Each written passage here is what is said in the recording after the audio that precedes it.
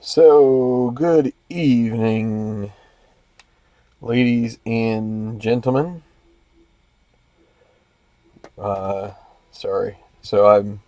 This is this is my first time in a while doing fantasy football, and so I kind of have my phone on in the background looking at this. So we've got the Tenacious Diamond King project ready to roll here. We've got the next game. This is game number 10. The Indians just defeated the Reds, as I will show you on this screen here. It's maybe a little on the small side, but you can see there that this game is the Twins and the Indians.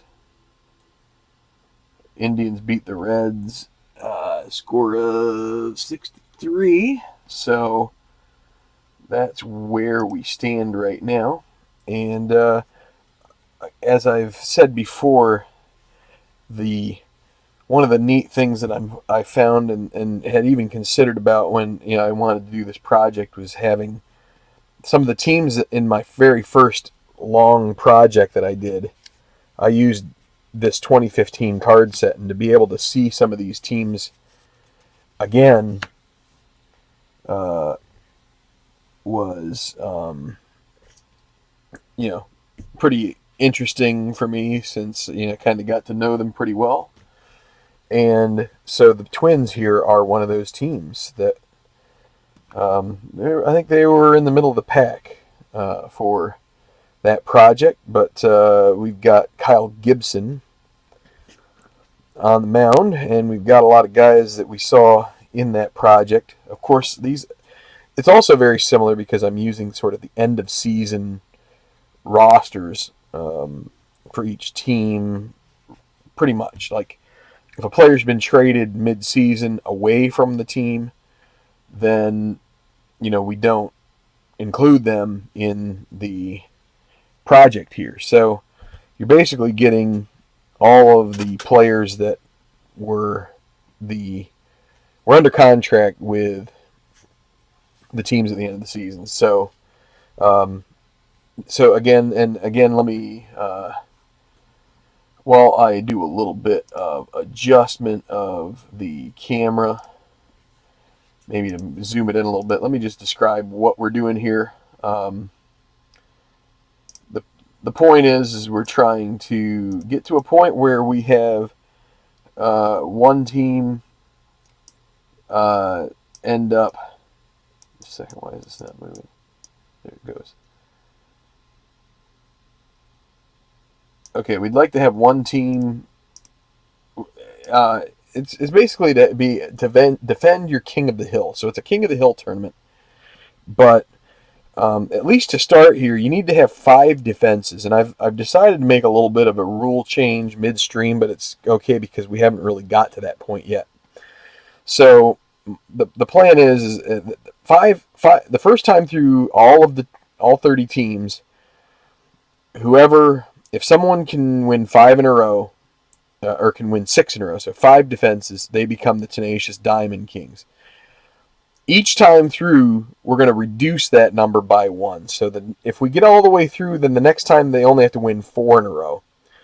And so the other nice thing about that is by the time you get to the second time around, everybody has had a chance to do that. And just to clarify, let's say the 30th team, which is actually the Pittsburgh Pirates, they will have to, like, if they have 4 defenses, they still have to get that 5th. It's not like just because we got to the second time through, they are off the hook. They will not be off the hook. So that is my vision for the project at this point, and I think that also gives us a chance to then sort of see the end of the road of the project a little quicker, because if we just kept going with 5, based on the way things have gone so far, it could be a while. So let's get to the game. Hi, Dave, north of the border friend. Good day to you. So the Twins, we've got, and so this time I've tried to take more reasonable. Actually, I've tried to go with actual lineups if I can in this project. In my first project, the TBL version 1, which can be found on my other YouTube channel that I haven't posted on in quite a while. But that's Tenacious Strat. You can find those games over there. I pretty much did the lineups that I saw fit. But I'm trying to use actual lineups in this project here. So the Twins have Brian Dozier as the second baseman leading off. Joe Mauer is going to play first and bat second. And then you have Miguel Sano, the DH. Trevor Pluff will be the third baseman. Then it'll be Eddie Rosario in left, Torrey Hunter in right, Aaron Hicks in center. The outfielders all in a bunch there. Then you've got Kurt Suzuki catching, and Eduardo Escobar will be the shortstop tonight. And for the Indians, another thing that I instituted was the rest roll a few games back. And the Indians got rest roll 4, which means we had to check the shortstop, the left fielder, and the first baseman from the previous game. So Brantley and Santana both have had more than enough plate appearances to avoid the rest roll, but Francisco Lindor did not. He had either some injury time or it was sort of like his first season up. So he is having to rest this game. He can come in from the 7th on, though. That's the way that I usually play this. So if we wanted to pinch hit with him, we could for the Indians. But instead it's going to be Jose Ramirez, another mainstay in the Cleveland lineup, gets a chance to play short. So it's going to be Kipnis at second leading off. Santana first base. Michael Brantley in left. Ryan Rayburn gets a turn at DH. Of course, we are at the Cleveland Stadium, Progressive Field. So the DH is in effect. So it's Rayburn at DH, and then Chisenhall batting fifth in right field. Then Yan Gomes catching, Abraham Almonte center field, Gio Urshela third base again, and Jose Ramirez is going to be the shortstop. And I am checking. I need about 1.5 points or 1.8 points right now from Michael Thomas in order to win my fantasy football week, and I have this really bad feeling. But anyway, so let's get going here with so Danny Salazar will be pitching for the Indians. Has a pretty good ERA, 30 starts. A lot of my choices are because of the number of starts. I try to factor in a little bit of both. I don't want to be bringing in a guy that had like 4 starts, and I was looking at the Toronto Blue Jays, and it's kind of a tough call. You know, do you take Marcus Stroman, who had an excellent end of the year? I'm probably not, because he only had 4 starts. It's really tough to choose those kinds of things. But I also feel like it's not really indicative of the team as a whole if you're starting to just take a guy who's had sort of that spot start flair of a couple of starts, and he did pretty well, I believe, in the postseason too. But yeah, it's kind of a tough call. So let's get going. Dozier facing Salazar. First defense for the Indians. Can they get the job done here against Minnesota? An AL Central battle, and it's a 1-8, which is a strikeout for Dozier. This is using basic Stratomatic, as anybody who's familiar with it can see here. If you're new to it, there are lots and lots of videos here on the channel of this particular game. 2-8. So 2-8, we go off of Mauer's card, and we see it's a split, a 1-12 single, but a 17 leads to a line out right to Kipnis, and that will bring up Miguel Sano. There's a 2-6, and that's got a chance to go all out of here. 1-7 homer, but it's a 15. That will be a 2-out double for Sano. And brings up Trevor Pluff.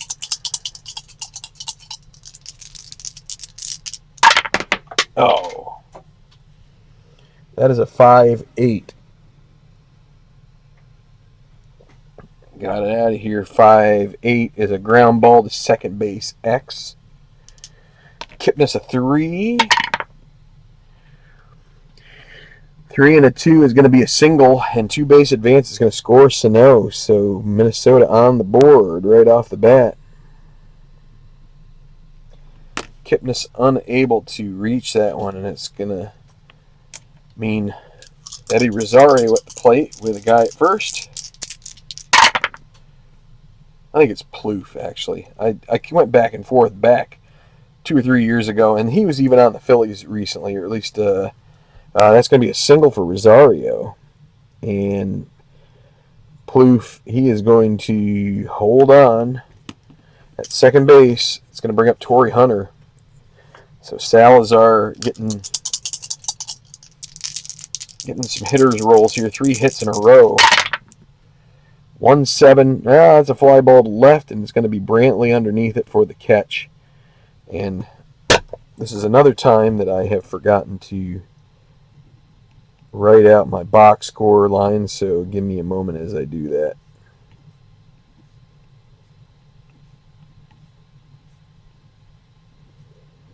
So they get 1 run on 3 hits, and they leave 2 on base.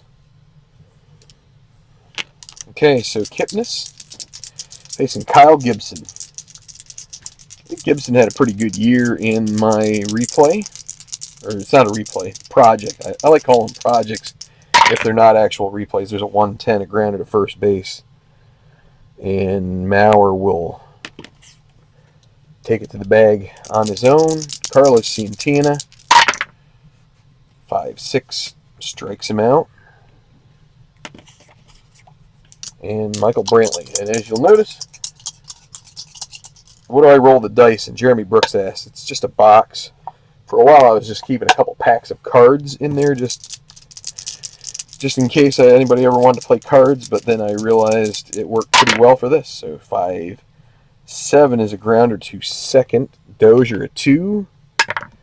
Rated in 15 is going to be an error. So that's an E4 for Brantley.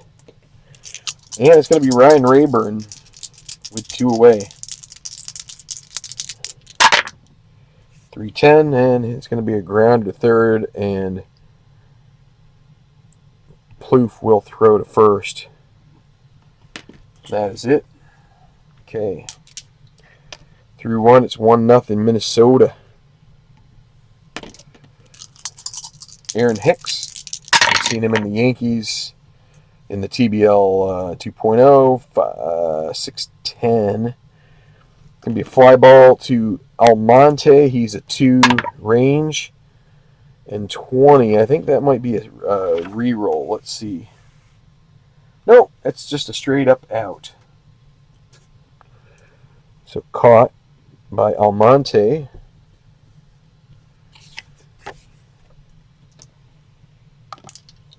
Brings up Kurt Suzuki. And a 6-6. That's a fly ball to right, caught by Chisenhall. And Eduardo Escobar. 5-7. Struck him out. So 1-2-3 this time for Danny Salazar. Eduardo Escobar not with the Twins anymore. It's hip hip Jorge Polanco. I saw him in Rochester a couple of years ago when he was down with the Red Wings. He's turned into a pretty decent shortstop for the Twins. So it's Tribe up now, 3-7, grounded to first base. The way it started in the first inning. So it's going to be Gomes. 5-9, a 1-10 homer. I think Gomes had a home run in the last game. Did he? No, he did not. I was thinking of somebody else. But so we've got 5-9. Put him out here. That's 1-10 home run. Now it's going to be a double. So Base runner, see if Abraham Almonte can bring him in and tie this ball game up. 4-4. Fly ball to center. Going to be Hicks, a 2. And a 15 out there in center is going to be a single and an error. So that's going to score the run, and that is tied up. So that's not going to be a run batted in. That's an E8. So Hicks boots it, and it's 1-1.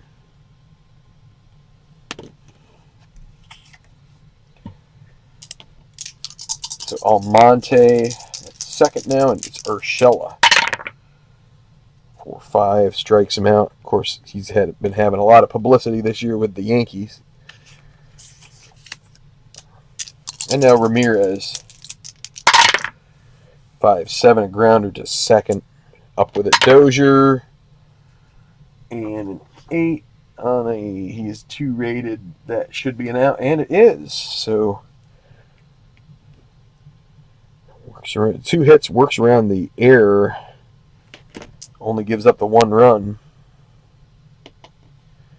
So, it's going to the third, and it is 1-1. And my wide receiver is back on the field. I'm hoping he catches a couple more and gets my team over the hump against the guy who had Mahomes. Of course, I had Sammy Watkins, so that helped too. So Brian Dozier, 5-8. That's a grounder to second. Kipnis already missed one, but this is going to be an out.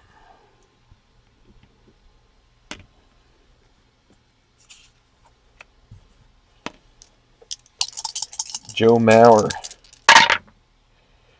4-12, another grounder to Kipnis. 7, that's another out.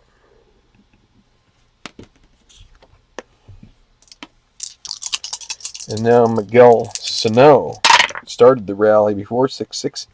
That's a fly ball into right field, and Chisenhall with the grab. So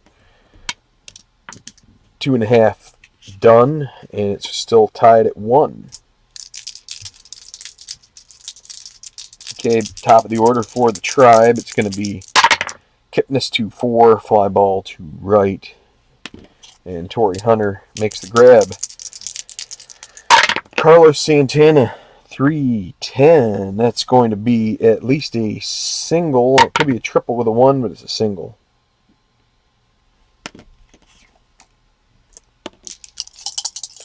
Michael Brantley, 1-3, and it's going to be a pop-up caught by Mauer. Disappointing at bat there from him, and now it's going to be Ryan Rayburn.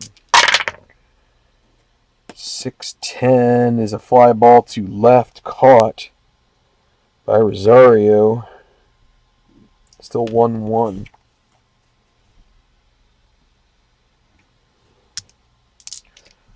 To the 4th inning we go.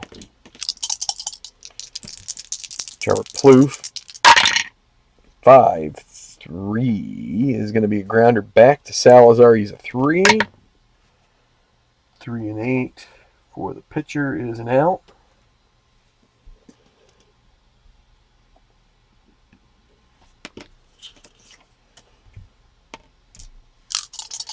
Eddie Rosario already has a single. 6-5 is a strikeout.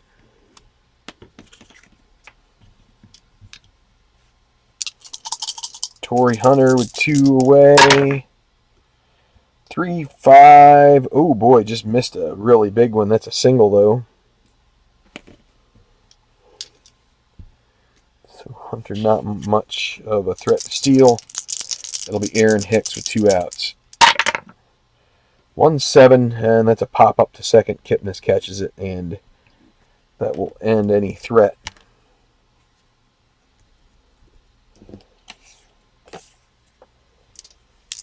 Okay, Chisenhall facing Gibson, bottom of the 4th. 1-1. 6-11 is going to be a fly ball to right field, and the right fielder is Hunter. He's 4 range and 9. And 4 range And 9 for the outfield is actually a triple for Chisenhall. He makes it all the way to third base. And so a leadoff triple. And still early to play infield in here. They're going to let Chisenhall score if Gomes knocks a grounder. 5-5 is a strikeout. So maybe they, you can think about putting Almonte on, and Urshela could be a double play kind of guy. But they're going to go ahead and pitch to Almonte. 4-5. That is a strikeout. 2 down. Gio Urshela. 6-4. Fly ball to center field, caught by Hicks, and the leadoff triple is abandoned on the base paths. So we're to the 5th. Getting to the halfway mark, barring extras. It's 1-1 with the Twins coming up. Bottom of the order, Kurt Suzuki. 1-5, and he pops a single right through the hole. So that's going to bring up Eduardo Escobar. A little early to be thinking small ball here. They're just going to go ahead and swing away. They could. Let's see. Yeah, Suzuki's not a runner, so the hit and run is maybe not such a great thing. 3-11. Oh, there's the double play ball. 6-4-3. So Taylor made double play for Escobar. Or by Escobar. And now Brian Dozier at the top of the order. 6-8. And that's a fly ball into center field. It's going to be caught by Almonte. I was wondering if we're going to see a Dozier home run. He had quite a few of them this year, but we're to the bottom of the 5th, and it's going to be Jose Ramirez getting the day in the field here instead of Lindor. 1-6 is a pop-up to second base. Caught by Dozier. Jerry Ball. The man, the myth, the legend. It is Jason Kipnis now. 4-4. Fly ball to center field. That is Hicks, a 2. And it's a 20, which I believe we already said that was an out, and it is. So that's 2 gone. And now Santana. 1-9, a fly ball to right. So low scoring. It's still 1 up. And now it'll be Mauer. Heart of the order here in the 6th. Facing Salazar, 3rd time around the order. 3-7. And that's going to be a grounder to Santana. And we're going to say Santana has to toss it to Salazar on that one. Sano. 3-8. No, that's a dialed up a strikeout there. And now Trevor Plouffe. 3-4. Grounded back to Salazar. And 1-2-3. He has been pretty solid after a little bit of first inning shakiness. He has found his groove. And now at the bottom of the 6th, see if the Indians can start putting something together. Here is Brantley, and then Rayburn, and then Chisenhall. That's a 3-6, which is a grounder to short. And that'll be Escobar making the play there. Now Rayburn. 6-3 is a grounder back to it's not the pitcher, it's the first baseman. Sorry, it's Mauer. We'll say U3 on that. And now Chisenhall.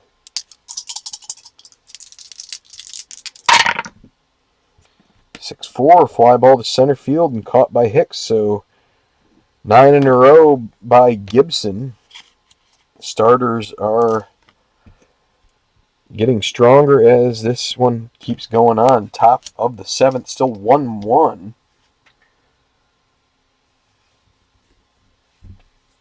And it is warm in my room, but I'm going to keep going here. So Rosario. Then Hunter, then Hicks. Can Rosario do something here? 6-3. We've got a lot of sixes here. I'm going to have to make sure I'm stirring them up. That's a grounder to the first base side. And let me see something. Yeah, but that is right. So we're going to do that 3-1 again.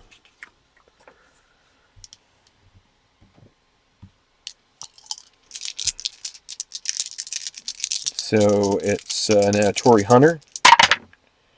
4-7. It's a walk.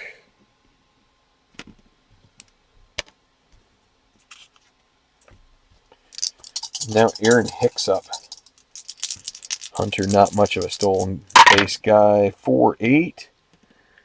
1-11 would be a single with one base advance.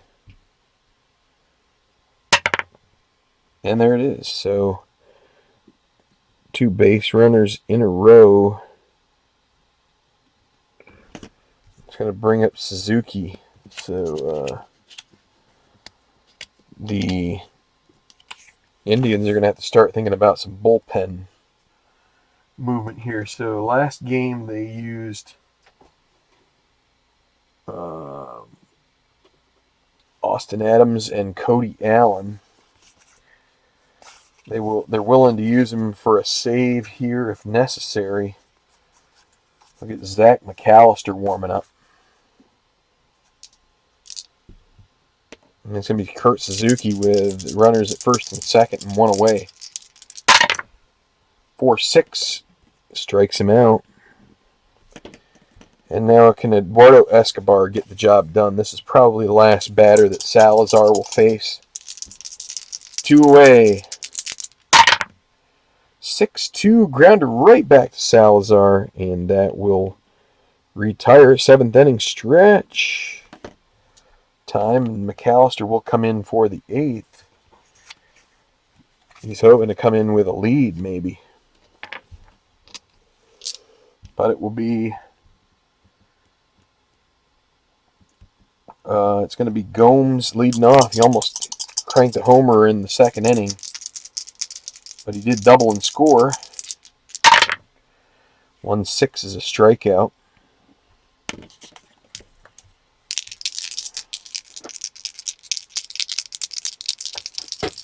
Now Abraham Almonte.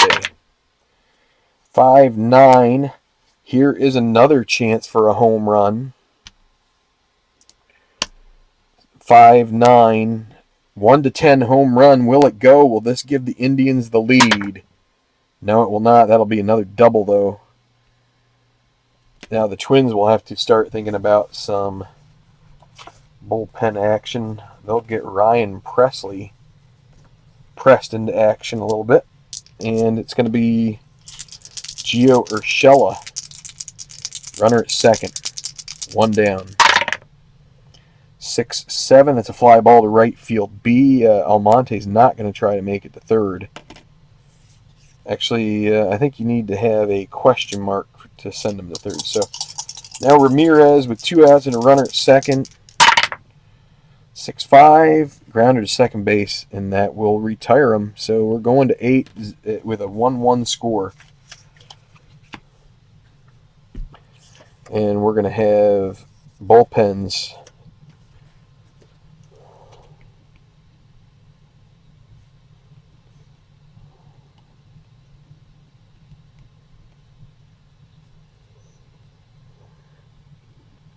Top of the order for the Twins.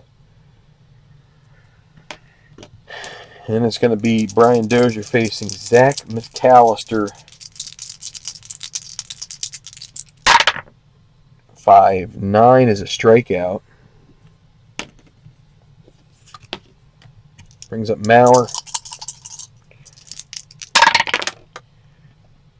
5-8. That's a grounder to second. That'll be Kipnis. 18 for the second baseman. A 3 rated second baseman. We have to re-roll.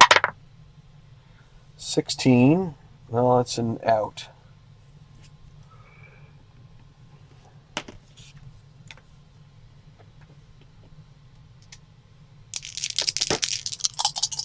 2 down, and it's going to be Sano.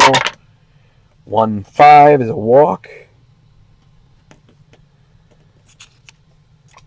Getting close to the time you'd think about maybe pinch running here.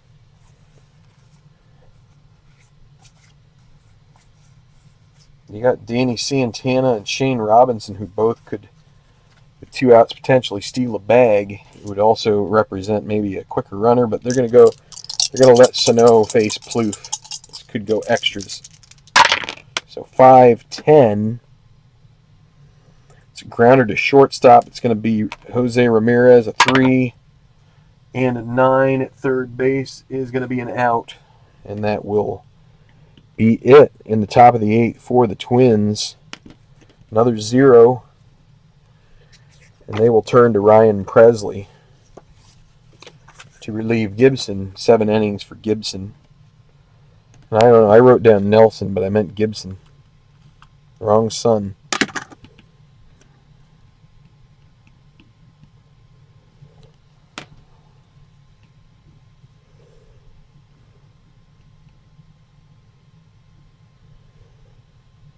Okay, top of the order for the Indians now. Sort of some mirror images here. These two teams kind of like both got to the same point in the lineup in the 8th here. So Kipnis, 3-6 is going to be a double most likely, 1-17, but it's 18, so it's a single.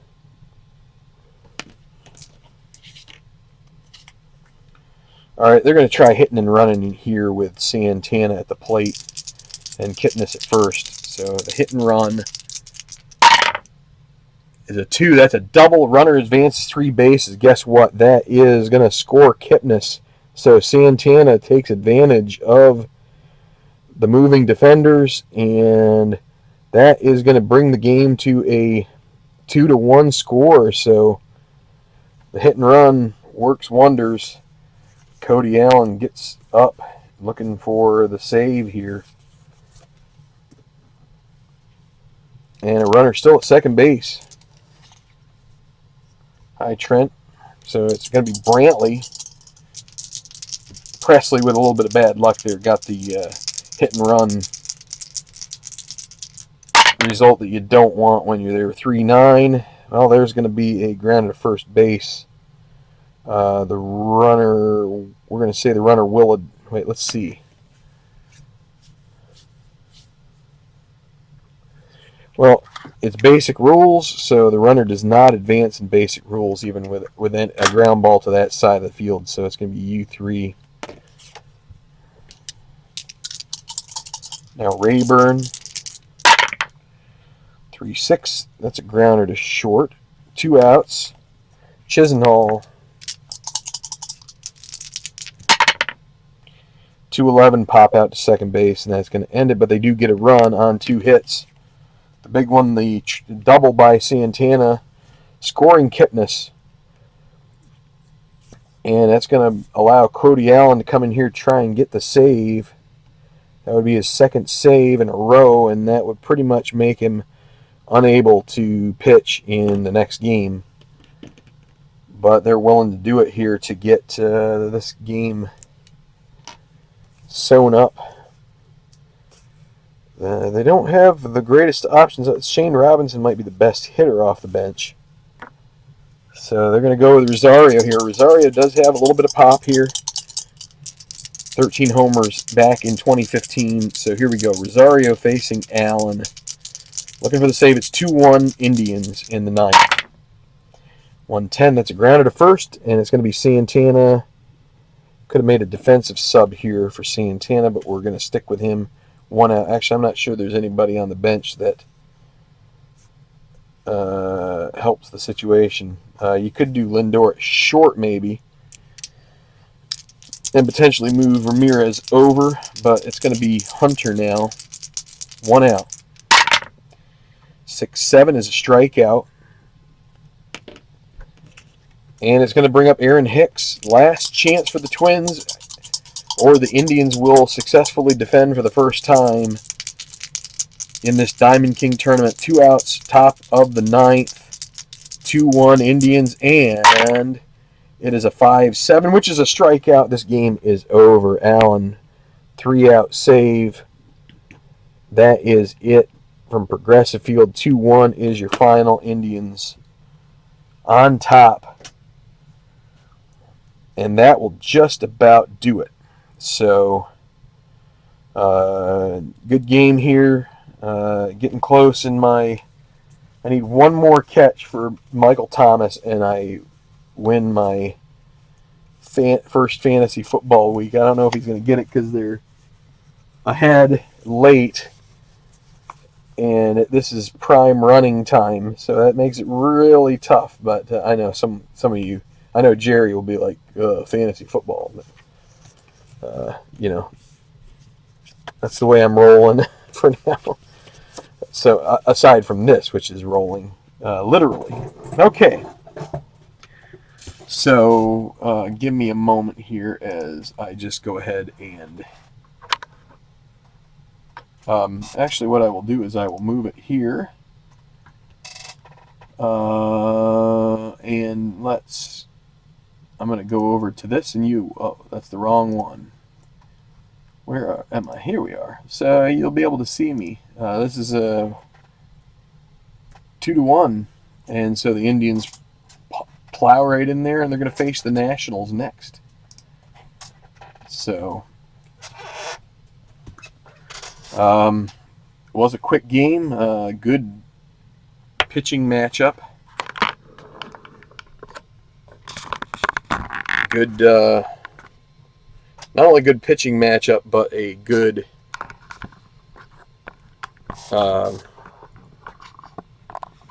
good pitching effort from both of them. Why are you moving? Let's see. Maybe that'll make it stop.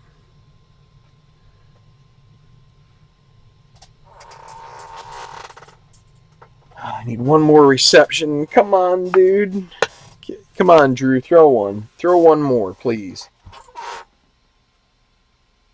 He doesn't need to either, probably. Darn. I'm 6/10 away.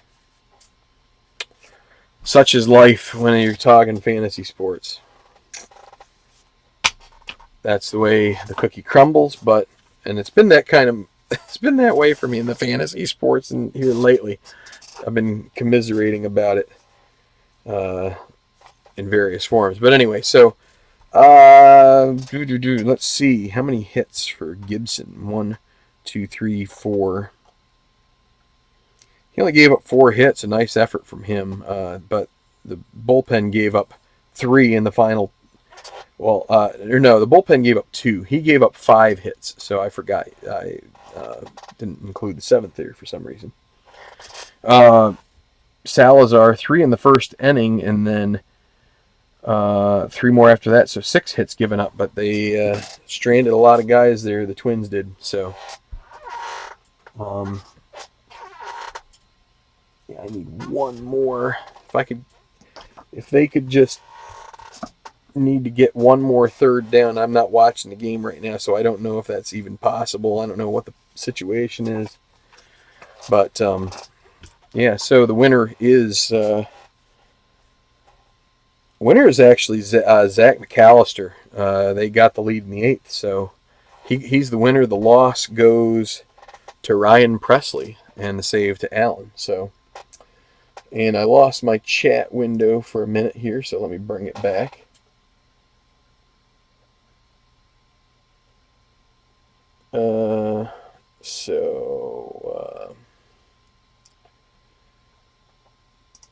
Yeah, a bunch of comments here. It's kind of tough to go back through, and I know there's Jerry's talking about staying with advanced. The super advanced is kind of tough. I can understand that. Super advanced does take some time out of your schedule. If you're busy, makes it tough. So that's too bad. Minnesota was a fun team to play with back in the TBL 1.0. So but they probably will get another chance here. They're not a great, they're not a very good team. Let's just put it that way. They're okay, but it's not a surprise the Indians took care of them. But then again, you play the games out because they don't always go the way you expect, right? So, anyway, I'm going to sign off for now. I'm still hoping maybe for some reason they need one first down. Yeah, that sounds like it's ball game, and it sounds like he's not going to get another reception. And my opponent, as my opponents have tended to do here the last several weeks in fantasy sports, get just the result they need. And it's half the reason I don't like playing them is because it's just